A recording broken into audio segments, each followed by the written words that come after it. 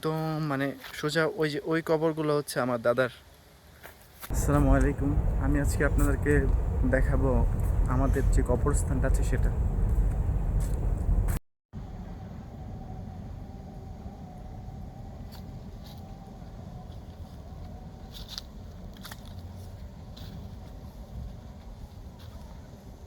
এই যে ঝোপঝাড়গুলো দেখতেছেন, এগুলো প্রত্যেকটার মধ্যে কবর আছে। হুম।